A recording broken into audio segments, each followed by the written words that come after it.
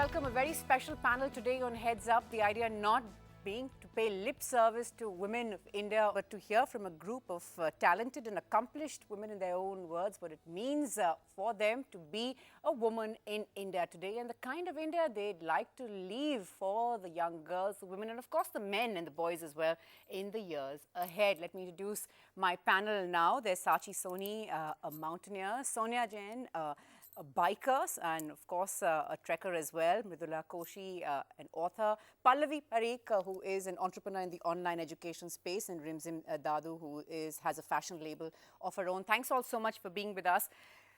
Mridula, let me start by asking you, there's been so much focus, you know, on women in India, on the haves and the have-nots, the challenges, the glass, you know, often in discourse seeming to be more half empty than half full. When you sort of take a step back and look at all that's going on with women in the country today, women accomplished like yourself, loads of others like you, and those who are perhaps still struggling with the most basic issues.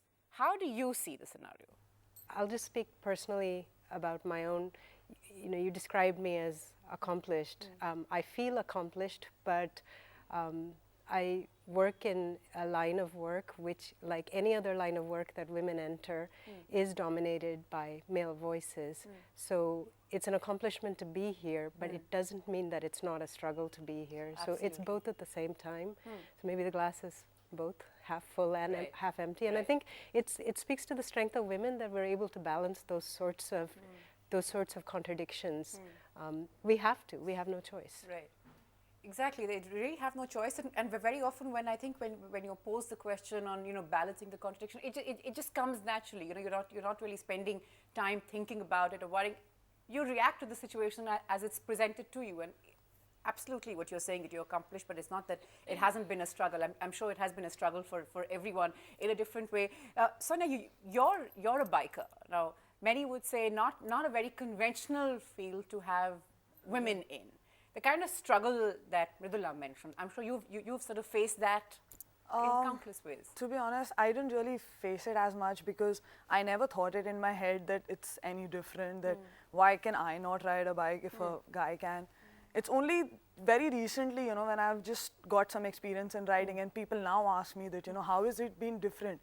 And I don't think it's been any different. In fact, I've only been appreciated. At red lights, every time I open my lid or visor, everybody just appreciates me that, oh my God, you're a girl, good job well done. Yeah. But in the beginning, the only issue that I faced was my parents. Since childhood, I've been asking them for a bike, but they would never buy me one. They've always been very scared. I don't blame them, but I think most of the parents. Let me just ask you, not buying you one because they thought you're a girl and this is, you know, not how we'd like to see our girl, or not buying you a bike because for safety reasons, for which they might not buy their boys a bike. Yeah, now I think it was only because of the safety reason, but when I was growing up, I thought I'm just the girl, that's why they don't want to buy me one. Right. But now they don't let my brother ride a bike, but then like, okay, now that you're riding, we can't say anything to you. You've done your bit, but your brother is not riding the bike. Right. So I think it's just the basic safety concern, but I haven't really faced anything as such. And when you sort of ride with your male colleagues, when you sort of broke in, when you were still young, was it they were very supportive. They were very supportive with me. I mean, in the beginning, I used to dislike it, like, why are you being supportive? I'm as equal as you are. I mean, I used to get like, why are you slowing down for me? I'll get there, don't slow down. I mean, you've been riding for quite some time. I'll get there at my own pace, but don't show me that, you know, I'll take time. I don't need no special concessions. Yes. Sachi, has that been your experience as well? You're a mountaineer, having climbed peaks across the world, Europe, Australia, and of course so many in India as well. Has that been your experience as well? Not similar to hers, but yes, there were times like, you know, when people actually ask me, like, since this is a mountain climbing, so it has to be more, of course, physically strenuous and all that. So are you able to compete with the guys? So it's like, see, firstly, there's no competition in the mountains. And also, like, sometimes people ask me that, you know, is this sport male dominated? So I'm like, no, it's not a male dominated sport, but it's like, you know, you have to go with your own pace, and above all, you have to listen to your own call and the mountains and the nature. Right. So in fact, I have been always climbing with a group of guys only. Like, I am, most of the times, I'm the only girl in the group climbing. So I think I am really able to like cope up with them very well, and we are like equally equally and treated as strong. equals, which is of Yeah, course very absolutely, important. Treated as absolutely. equals.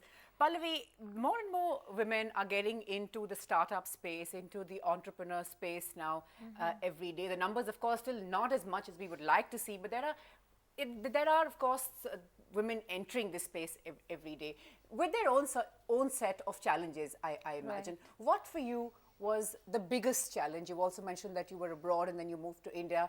Was there sort of like a sea change? What was the biggest thing you had to adapt to when you came back? The biggest is to be able to follow your own dream. See, upbringing in Philippines was very different from how it is in India. As you completely flip the society, and that's what you will see. What the kind of society that I was brought up in. Mother's surname. Women are working in all the workspace.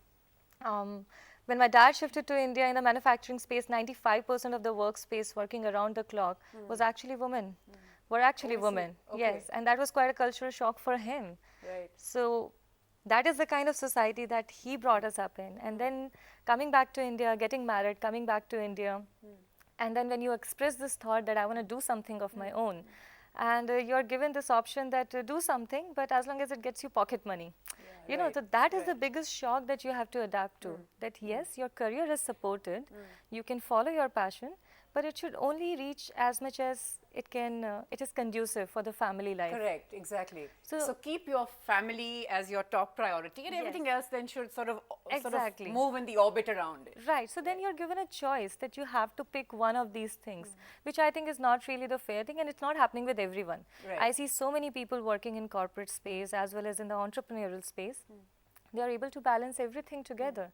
And going back to what these two were saying, you know, that it's not a competition. See, I think we really need to get out of this space that we can also do this.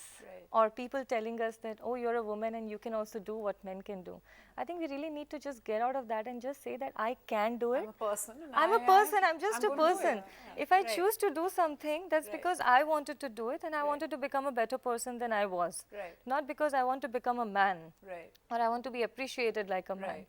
So that was the biggest journey that I had to actually cross, or that's Fair something enough. that I'm still walking. Fair enough. Rimzim, it's not very easy, I imagine, always to just keep your gender out of it. You know, you're looked at as, and when I say you, I mean, this could, of course, apply to anybody, any woman. You're looked at as a woman first. How different is it in your field of fashion?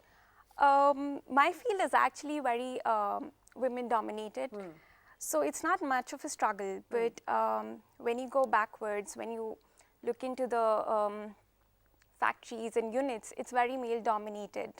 So let's say like all your karigars, masters, everybody is going to be, you're predominantly working with the male workforce. So is it difficult for them to accept a female boss even now, or I how they wrap wouldn't- their heads around it? I wouldn't say that. I think for me the biggest struggle was that I looked very young. So I started when I was just Both a about boon and a bane, yeah? yeah. So I started when I was 21. So for them to take orders from, let's say, like a 21-year-old little girl. So I think that is what they had difficulties to wrap their heads around.